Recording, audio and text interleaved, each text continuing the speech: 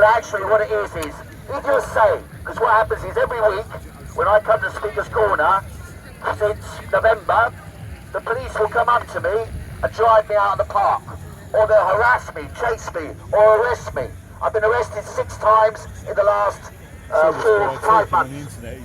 Now, because of that, if a police officer comes up to you and says at Speaker's Corner, you must leave Speaker's Corner because you want to hold a speech, I said to the High Court, I want an injunction against the police saying that I cannot speak at Speaker's Corner.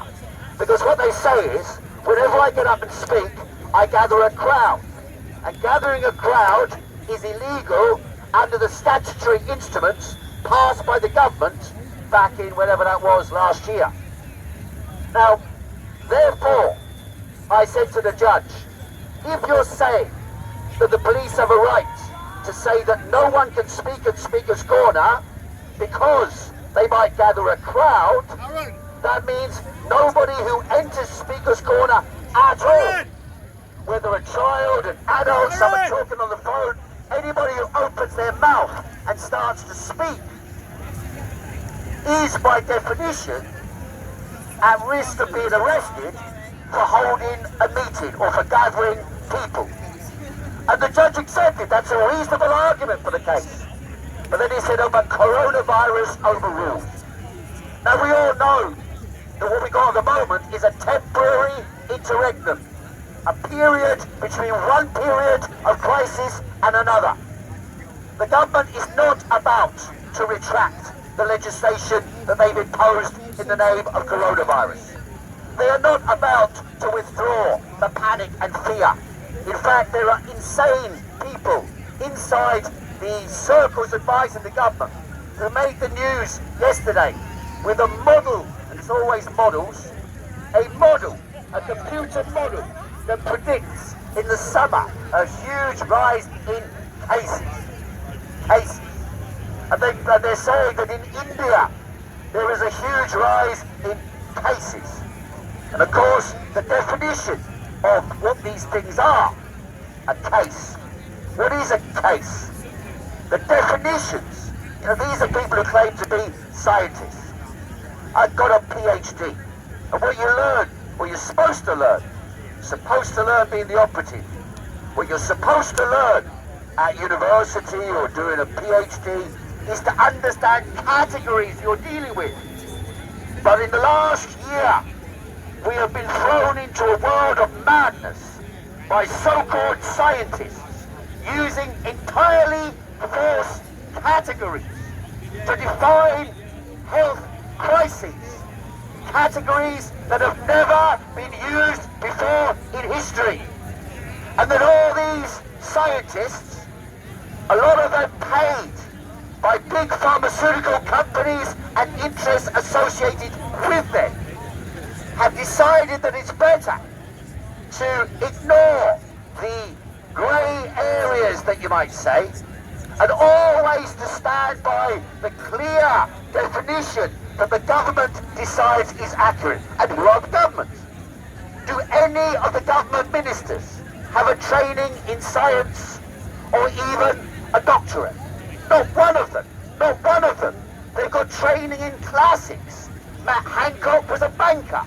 They have no knowledge whatsoever of the subject matter. They claim that they have a right to legislate on and to tell all of us how we must live our lives and to rule over the people through dictatorial means for a year, constantly increasing and decreasing the pressure, like a psychiatric ward. The whole country, and indeed, I'll come on to this, most of the world, has been treated like a psychiatric ward over the last year. And this is a product of a particular correlation of historical, technological and scientific forces.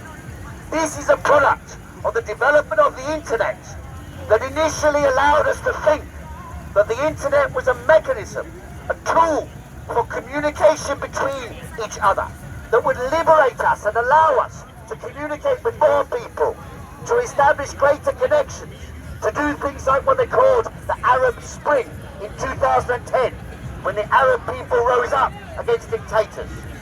But in fact, what happened was, with each advancing technology, large multinational companies seized control of the market and control of the technology itself. And now, you know what, when a year ago, when Piers Corbyn, who was a good friend of mine for many years, when he turned around to me and said some things, I thought, you're talking out your head, you're talking nutcase, you're talking like a loony. And I remember people saying, oh, you know, they're talking about microchipping people. And I thought, oh, what are you talking about? Microchipping people? Now last week, the Advanced Defense Research Project of the United States American Defense Department, they published, and it was forecast, it was published on the Daily Mail, on the Independent newspaper, they even carried, I think, on the BBC.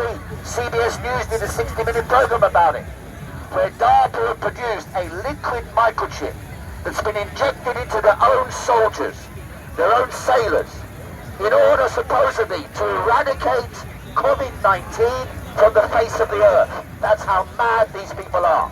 And the way they do it is, this chip is inserted into your body, or the body of soldiers, or sailors, and then it detects the case. Well, possibly. It detects a case hours before it becomes an illness. Of course, an illness and a case is two different things. SARS-CoV-2, according to the WHO, is a virus. Viruses do not necessarily make you ill. Our bodies have many viruses in them. We have, for 90% of us, for example, have the herpes virus in us. Yeah, mate. Only when our immune system is compromised does the herpes virus express itself, for example, in a cold sore on your mouth. But 90% of us carry this virus.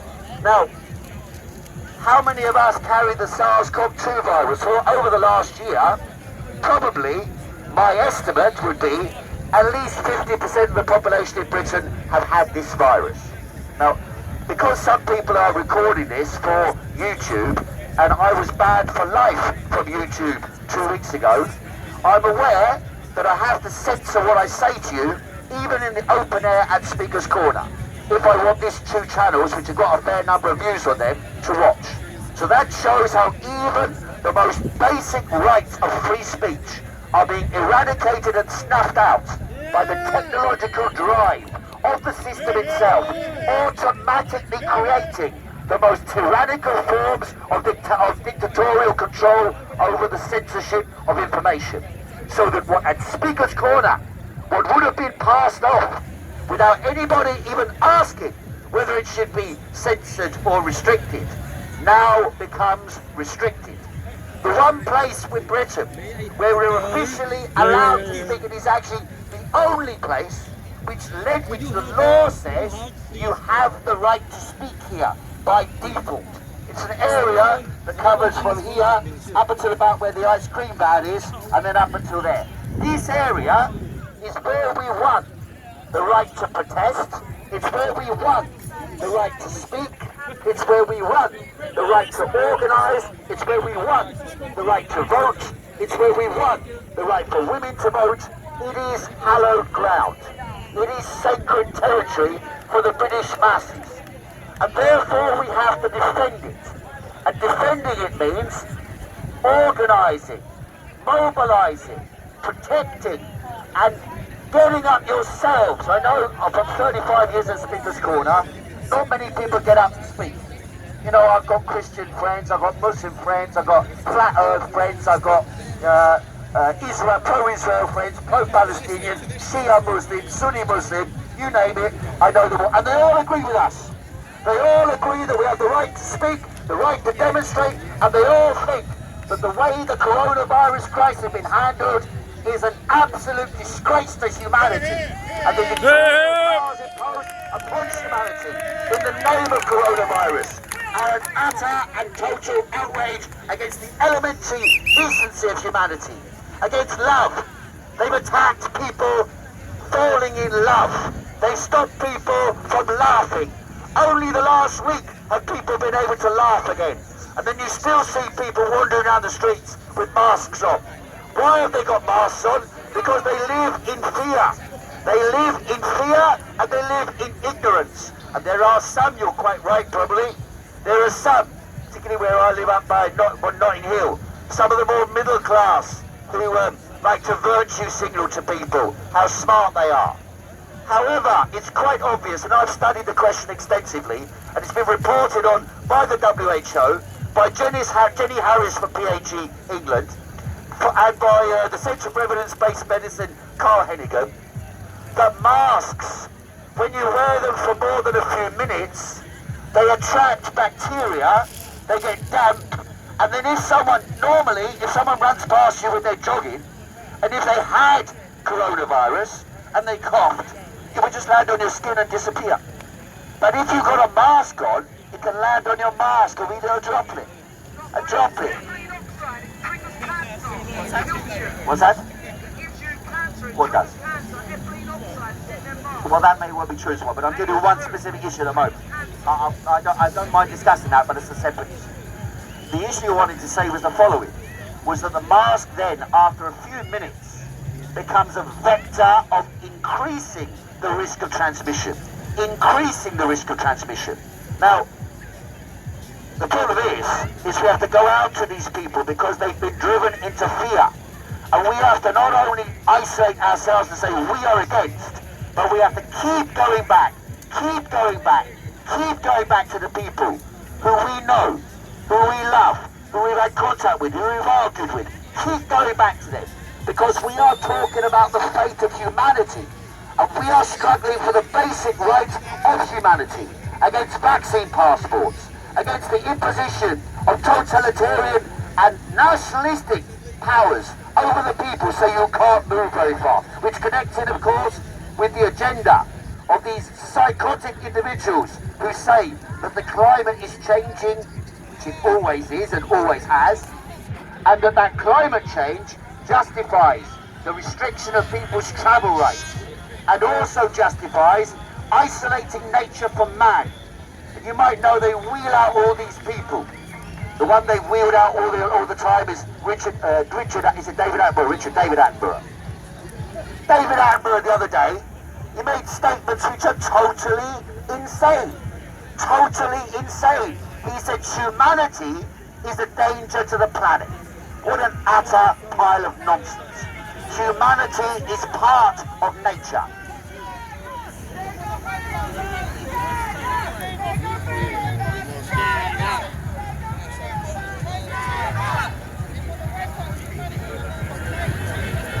The gentleman here says they want to wipe out humanity in the name of climate change.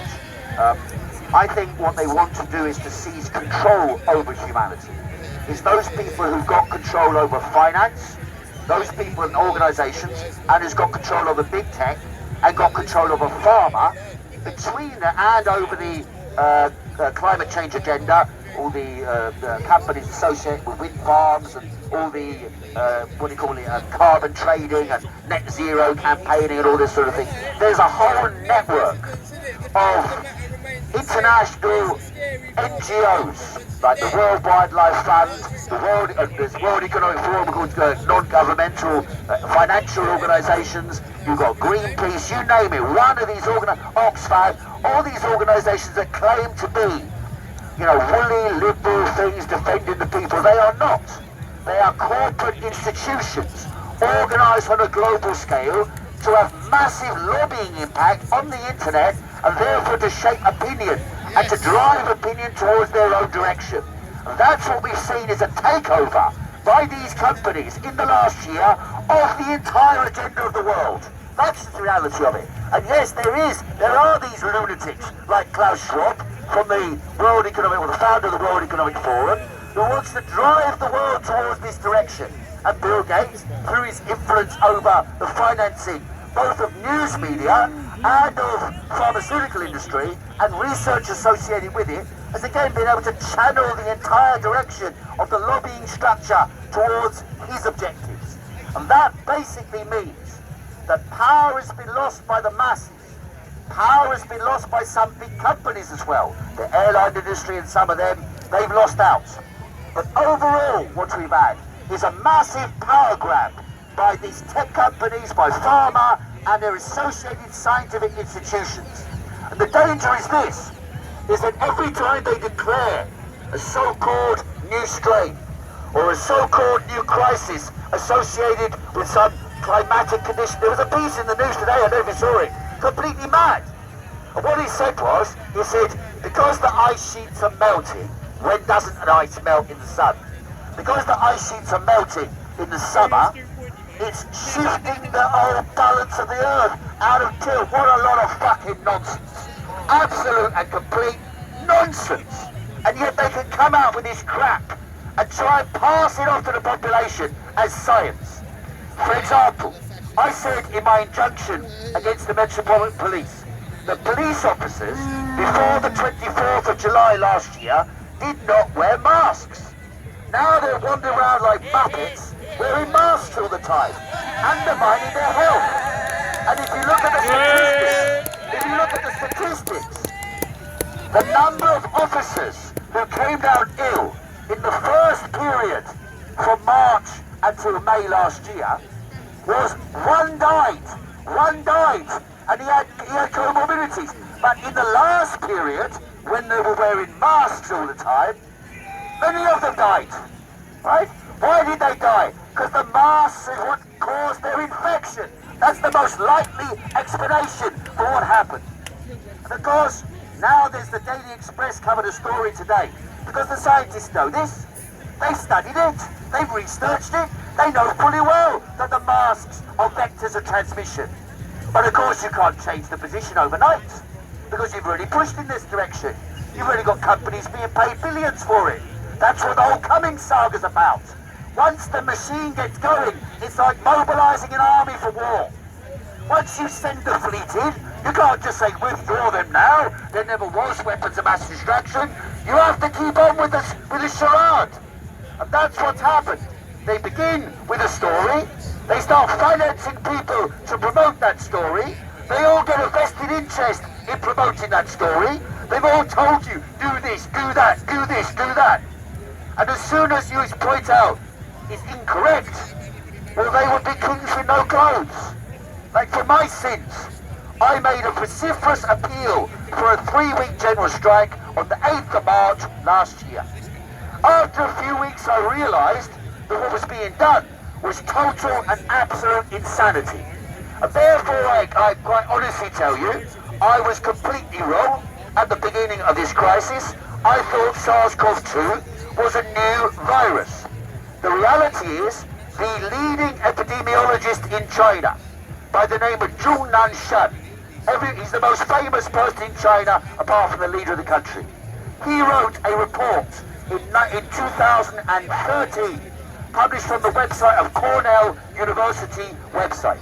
And in there he explains that in China, despite what was said, SARS, the original one, that was said to have appeared in 2003 and disappeared in 2004, still exists in China, or existed in China in 2010, amongst children born after 2005. So in other words, what we most likely have with so-called SARS-CoV-2 is a mutation of the original SARS virus. And therefore, the conclusion should be drawn, or at least investigated. It's very easy to do. The easiest thing in the world is to do these tests. All they need to do is go to the samples of blood that have been preserved properly, or to the samples of sputum or mucus that have been preserved properly from 2000 until today, or till 2019, and see if they test positive for SARS-CoV-2 or for SARS. And if they test positive, or some of them test positive, then we know where the virus that they say is SARS-CoV-2 and unique came from.